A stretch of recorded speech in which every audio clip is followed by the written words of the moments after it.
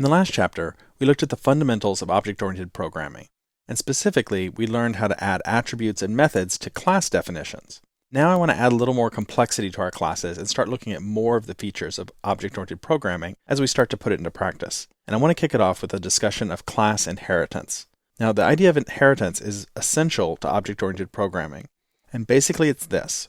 We can define one class, and then we can define another class that inherits its behavior from the first class. And when I say it inherits its behavior, that means it inherits its attributes and its methods. Let's take a look at how we can do that.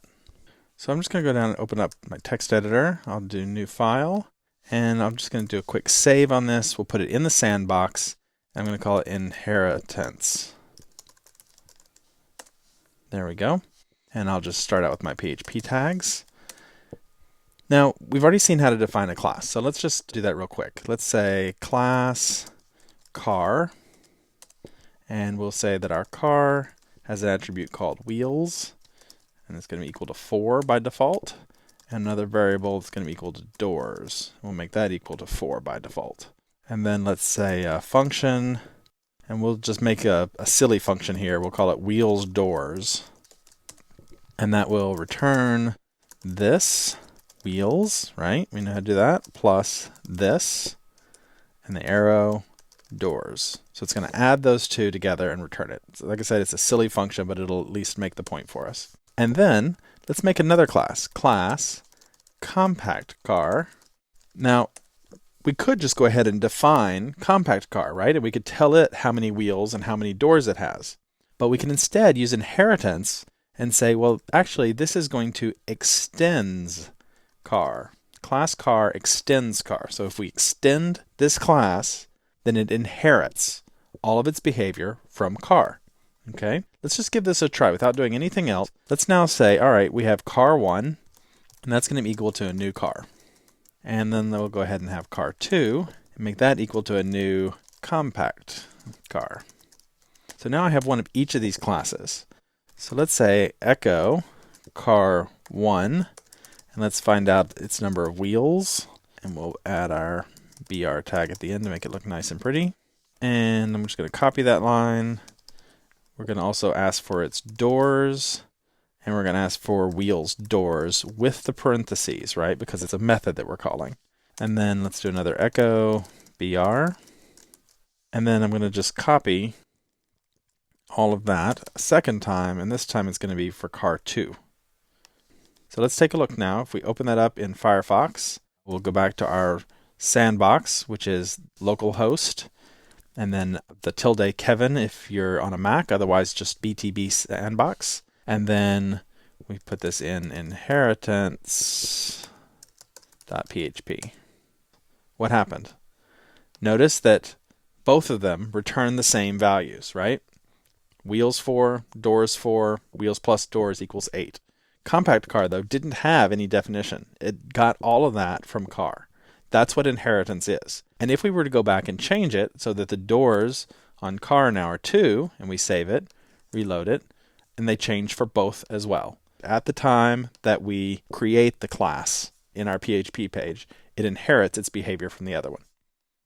Now, of course, we could change these values in each instance, right? We could go ahead and say, well, actually, both are going to have 4, but then we're going to stop right here and tell car1 that it actually has 2 doors. That's still not going to change compact car. Compact car is still going to have 4 doors because it's inheriting the default behavior in the class, not the instance.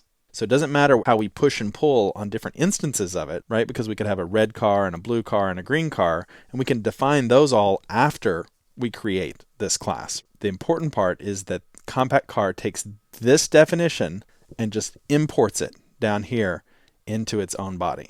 That's what the extends does. Now, one of the nice features about inheritance is that we have the ability to override those characteristics that are in the above one. So we can say, well, you know what? Everything that's in this compact car class should be the same, except that doors should be equal to 2. And now it'll inherit everything that's above, but doors will be equal to 2, not 4. Right? We can try that real quick just to see it. See, there's the difference. So it overrides the inheritance. And we can do that for anything. I'll just take function wheels doors real quick and just copy it down here. So we'll have that in there as well. And let's say plus 100. So now we go back and we run it. You'll see that it overrides that inherited method. So those are the two fundamental concepts about inheritance that we need to know, is that one, that we can inherit all of those attributes and methods, and two, that we have the ability to override them if we don't want to use them. The last thing I want to do before we leave inheritance, though, is to show you a couple of other methods that you can use. And I'm just going to paste them in here. You'll see I'm using getParentClass and I'm using isSubclassOf. Those are two methods that are built into PHP that will tell me what the parent class of each of these are, if it has a parent, or tell me true or false, is something a subclass of something else. All right, so let's just try those real quick and see what they do. So there we go.